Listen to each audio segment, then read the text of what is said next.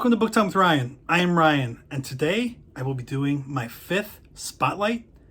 And within those spotlights, this is the 3rd author spotlight. I also do artist spotlights. Today we'll be talking about Tom King. Yes, Tom King, the Batman guy. The guy who in all his bios says that he worked for the CIA. Now, true story. I was at some event at a Whole Foods, I think.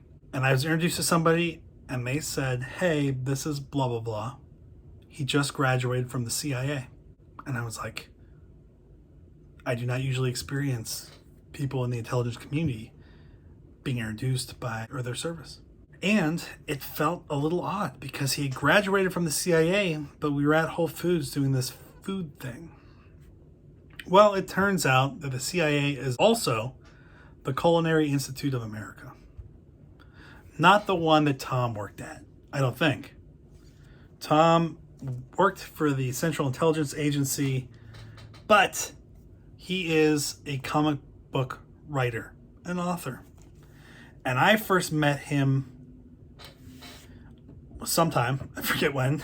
He was working on Batman at the time. So I went to a comic book event in Washington, D.C., and I bought a couple of his books. I already had one, and if you've seen my spotlight of Mitch, one of the artist spotlights, I've talked about Mr. Miracle. I'll show it again, Mr. Miracle. One of the things I brought up during the Mitch spotlight was they had a veggie platter that Darkseid ate from.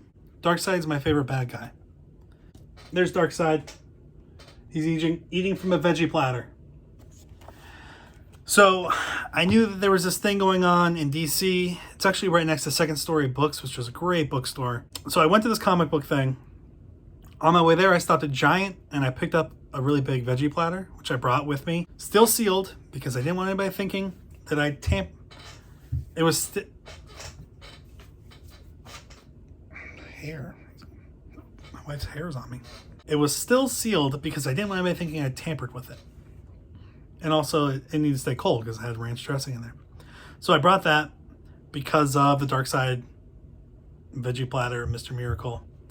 And I gave it to Tom King so he could have some and the other people working at the comic book store could eat too. And they were actually very happy with that because I think they'd been working for a while and they didn't have a lunch break or something like that. So we broke it out and people ate it. Here's a picture from that. Me with the veggie platter, giving it to Tom, and Tom's reaction. He is bursting with enthusiasm.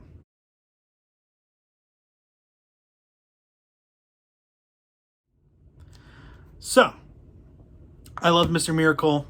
I will talk about how I like Tom King's writing, but I got a couple other books that day. I also got Omega Men. Now, Omega Men, I traded for an Omega Man comic book, when I was younger. I don't remember what I traded, but I have this Omega Man comic, and I never really read anything else about Omega Man. So this was the first taste I had. It's also signed. Mr. Miracle signed too. I think I already showed that, but I guess I'll show it again.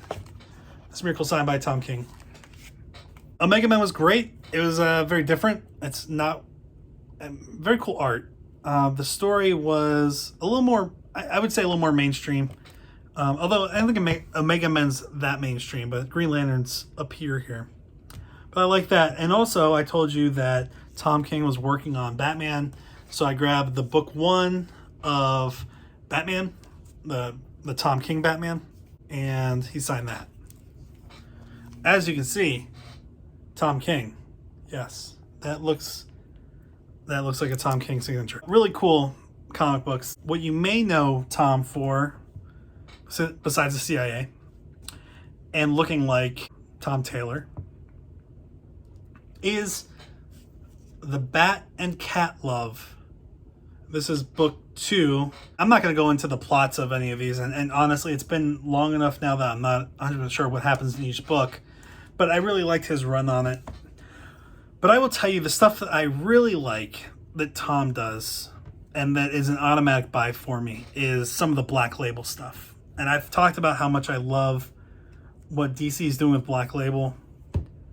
I can't remember if Mr. Miracle was Black Label. I don't see it labeled as Black Label. But two later, actually, is this not Black Label either? Maybe this isn't Black Label. Heroes in Crisis.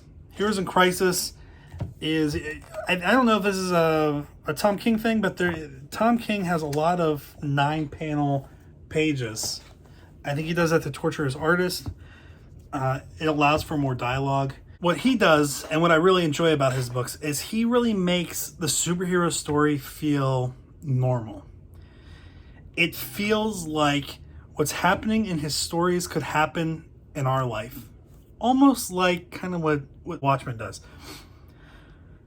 You see superheroes, aliens, supremely powerful beings with real concerns, real needs, real weaknesses, and he just shows where that goes.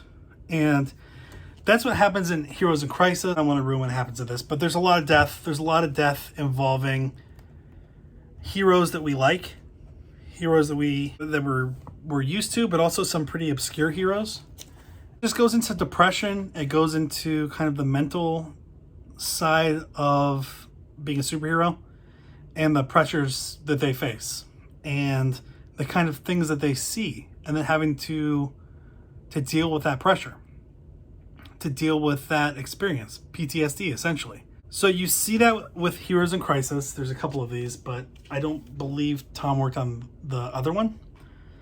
And I've already talked about Strange Adventures when I was talking about Mitch, but same kind of thing. We're talking about a hero who is really confronting his own legacy and being judged by people that he's more powerful than, how he comes to grips with that.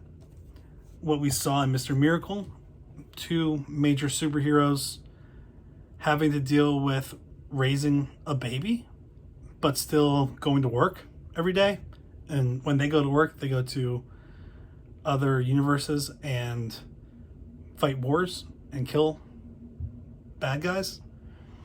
But they also have a family life, a home life, and a baby they're trying to raise. I mean, here's just a great kind of example of what it is. You're just sitting out on the beach. That could be New Jersey for all we know. I've said that I like the Black Label stuff. Strange Adventures is Black Label. Rorschach was the latest, I think the latest. I can't remember if this came out before or after Strange Adventures. I've read it after Strange Adventures. I love this book too. This is another example of the depth that Tom King goes into in his stories. It is not your typical story. It's related to The Watchmen, but this is years later, almost like a copycat of Rorschach, and gets into the politics that we're seeing in the world. In The Watchmen, it was Richard Nixon, and now it is...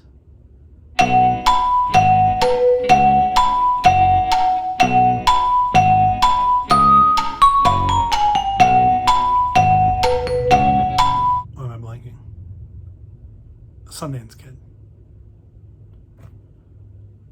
I'm not even going to go back and edit this. The actor who was in Butch Cassidy and the Sundance Kid, and in The Sting, and in Sneakers, and in so many other movies that I love. Why can't I? Robert Redford. Robert Redford's a president, and it's really looking at how he wants to hold power. The way Tom does his story writing, it gives you a very human, very real point of view for the heroes, and is not afraid to touch on the kind of the difficult areas to go through. It makes it, I think, a more engaging story for the reader too, because you can put yourself in those situations. You can imagine, or try to imagine, how you would react, and try to imagine if your reaction would be any different with powers or not. Tom King has done a lot of great work. There's a lot more great work coming out. I'm just blanking on what's coming out next. He's won Eisner. He also co-created Sheriff of Babylon with Mitch, I believe. Just a fun writer, a good writer who's not afraid to tackle some tough stuff. And I mentioned this with Mitch's video. I don't want to keep saying I mentioned this with Mitch's video, but I just did Mitch's spotlight. I feel like they are tackling kind of less well-known superheroes. I mean, they're superheroes that people know, but they're not the mainstream superheroes, and that's pretty cool too. with Adam Strange, Mr. Miracle, most of the characters in Heroes in Crisis, Mega Men. That's it today. I really enjoyed Tom's work. Basically, Tom's work is a must-buy for me, especially the stuff that comes out, the Black Label stuff, where it's those one-off collections. I really like that approach, and I like what I think authors are able to do with the Black Label format. And I don't know if it's just the authors that I read doing Black Label or just ones that I like, or if Black Label is just where I really enjoy DC going with some of the deeper, more mature stories. But Tom King, check him out. If you're a DC fan, Batman, you got all the Black Label stuff, Rorschach, Strange Adventures, Mr. Miracle, Heroes in Crisis, Omega Men, Batman, and if you are a Marvel fan, I know that he's done Vision, or The Vision. Again, Sheriff of Babylon, I haven't read it, but I need to. So I really highly recommend Tom King. At the beginning of the pandemic, I bought a lot of Tom King books, a bunch of these. I think there's 5 of them that I have back in the comic book shelf, and I have not regretted it at all. And he does do a lot of stuff with Mitch, but he also does a lot of stuff with other people, and it's all great. So check him out, Tom King. Thanks again for being here for another Spotlight. And this time it's another author Spotlight. Thanks. Bye.